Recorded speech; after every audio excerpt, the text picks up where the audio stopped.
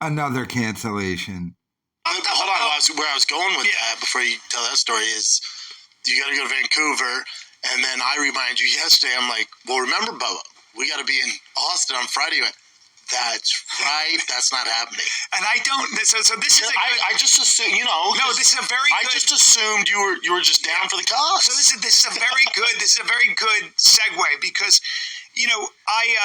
I make a lot of plans, and what you have to understand is that I keep my personal life and my entertainment life very separate on social media and stuff like that. I don't like showing my family and stuff like that. I'm a comedian. You do some though. Sometimes, but it's not that I like to protect their privacy, right?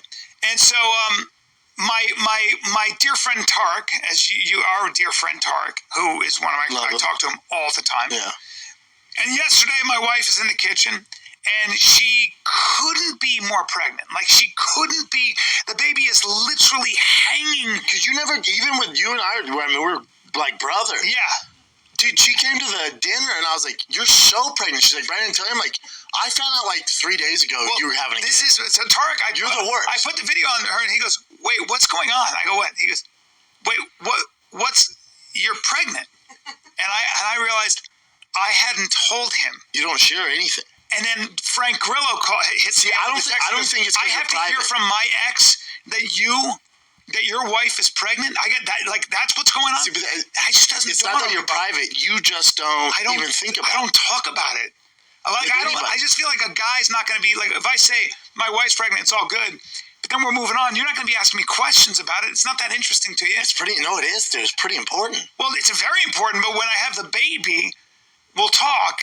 But I don't know what else to say other than she's pregnant. But you gotta let people know in your life. I agree. I have to let people know. I just like when I was like, dude, your wife is ready to pop. If you're not gonna move to Vancouver, we gotta. Well, you said to me, she might have a baby, and I go, I can't go to Austin. I can't go to Austin and do a live. It was like a light bulb went off. He goes, oh shit, that's right. You could have the baby. I go, it's embarrassing. I go, here's the thing. Yeah, it's just the way you're wired. It's not. You're not a bad guy. You're just a sociopath. But the thing is, no, I just don't. You just don't think that way. Right. But I told Bryan. I said, I have 3 kids. Even if she has the baby on Tuesday, you don't want to leave on Friday. Like that's Navy SEAL bud camp. Yeah, I have to be there to drive her to the airport. To the fucking hospital. I got to be there in the hospital. All that stuff, and it just doesn't seem real. I'm looking at her going, "Oh, you're so pregnant. You're gonna have this baby." Like I'm supposed to have it October.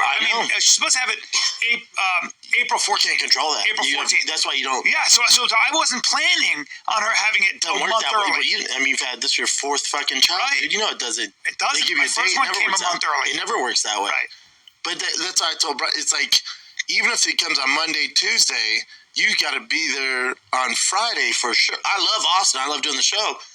But the birth is 4 times in your life. I call Bryan. I go, hey, dude, I'm an idiot. I'm an idiot. Like, my wife is popping. Now, I thought she'd have it a month from now, but she could have it at any minute. This is why you should communicate. Even if you would have told, you told me a week ago, and I didn't realize how pregnant she was till you came to the surprise birthday party. Yeah. I was like, oh my God. Yeah. And I was like, oh, that's interesting. We're still doing Austin, but I didn't bring it up at the party. Yeah. But even if I would have known, I'm like, oh, let's push Austin to April, end of April. It makes sense. You shouldn't be in Vancouver. No, I'm taking all of April off. Yeah. And that was planned. I said, I'm not going anywhere for April because I got to be. We could do a live finding a kid in LA. Yeah. But there's no Austin. Yeah, I'm doing Brea in LA. But that's Friday, Saturday. Yeah, that's all good. You're back home. They can figure it out. Yeah. But to go to get on a plane and leaving, you can't do it, Bob. No. 4 times in your life you have kids. Yeah, you got to be there. And she's such a troop. She's such a badass. She's like, I got this. I'm like, no, you don't have this. I'm not. You're not driving anywhere. You're not going. Yeah, you don't want that, dude. No. So we're gonna reschedule Austin. Yeah, we're gonna reschedule April, May. So May, June. We'll do May. Sorry June, for the head fake, guys. So we'll do live finding a kid and we'll figure out a location in LA for April. You know what I do? Bring your baby to the live show. I'll bring my baby to the live show. Like the day it's born. So they're going to reschedule it. I'm pretty sure it'll be around the time that European tour is rescheduled. Did you listen to that horse shit they were trying to spew right there? It's like, yo, just be honest. Just say we couldn't sell tickets. I think they only sold 8 tickets this time. Hell, they only sold, I swear to God, I think like 30 to 40 tickets last time.